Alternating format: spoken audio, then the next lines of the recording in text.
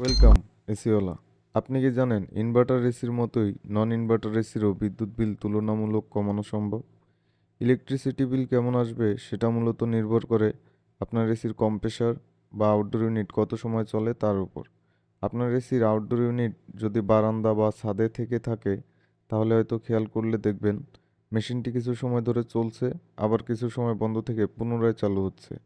এই outdoor unit যত বেশি সময় চলবে তত বেশি ঠান্ডা হওয়ার পাশাপাশি বিদ্যুৎ খরচও বাড়তে থাকবে।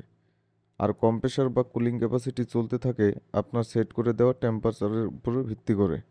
ধরুন আপনি এখন 25 কিংবা 26 ডিগ্রি টেম্পারেচারে এসি চালাচ্ছেন, তার মানে আপনার রুমের তাপমাত্রা 25 বা 26 করতে যত সময় লাগবে ঠিক ততক্ষণই আউটডোর ইউনিট বা কম্প্রেসার চলবে। এখন আপনি যদি এসির টেম্পারেচার 18 বা 16-তে সেট করে দেন, তাহলে আপনার রুমের তাপমাত্রা 18 বা 16 করতে যতক্ষণ লাগবে ঠিক তত সময় এসির কুলিং ক্যাপাসিটি বা কম্প্রেসর চলবে। আপনার সেট করে দেওয়া নির্দিষ্ট তাপমাত্রা নিয়ন্ত্রণ হয়ে গেলে এসির ইনডোর ইউনিটে থাকা room temperature sensor outdoor unit বা কম্প্রেসর বন্ধ করে দেয়। আর যখন কম্প্রেসর বন্ধ থাকে তখন বিদ্যুৎ খরচ হয় না। স্বাভাবিকভাবে চিন্তা করুন, আপনার রুমের তাপমাত্রা 25 ডিগ্রি করতে যত সময় লাগবে তার চেয়ে কিন্তু বেশি সময় লাগবে 18 বা 16 ডিগ্রি করতে। সুতরাং আপনি এসির টেম্পারেচার যত বেশি সেট করবেন বিদ্যুৎ বিল তত কম আসবে, আর টেম্পারেচার যত কম সেট করবেন বিদ্যুৎ বিল তুলনামূলক বেশি উঠবে। এছাড়াও বিদ্যুৎ খরচ কমাতে আরও কয়েকটি বিষয়ের উপর গুরুত্ব দিতে হবে। যেমন এসি চলাকালীন সময়ে আপনার রুমের দরজা জানালা বন্ধ রাখতে হবে, তাতে রুমের নির্দিষ্ট তাপমাত্রা নিয়ন্ত্রণ করতে কম সময় লাগবে।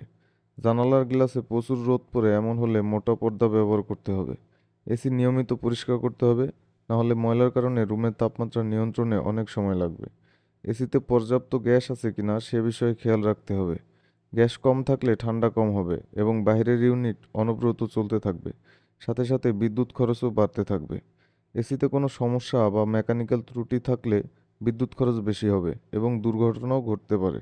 তাই কোনো সমস্যার সম্মুখীন হলে দ্রুত সার্ভিস করাতে হবে বা এসি চালানো থেকে বিরত থাকতে হবে। এসি ঠান্ডা হচ্ছে না এমন তো অবস্থায় অনেকেই এসি অন করে রাখে। মনে করেন এসিতে লিকেজ আছে বিধায় গ্যাস চলে গেছে, তাই ঠান্ডা হচ্ছে না। কিন্তু এসি অন রাখায় কম্প্রেসার লাগাতার চলছেই। সবাই সচেতন হই, বিদ্যুৎ অপচয় বন্ধ করে। ভিডিওটি ভালো লাগলে লাইক করবেন। এসির কোন বিষয়ে আপনি জানতে চান লিখবেন কমেন্ট বক্সে। যারা ফেসবুকে ভিডিওটি দেখছেন পেজটি ফলো করে রাখবেন, আর যারা ইউটিউবে দেখছেন তারা অবশ্যই চ্যানেলটি সাবস্ক্রাইব করবেন। ধন্যবাদ।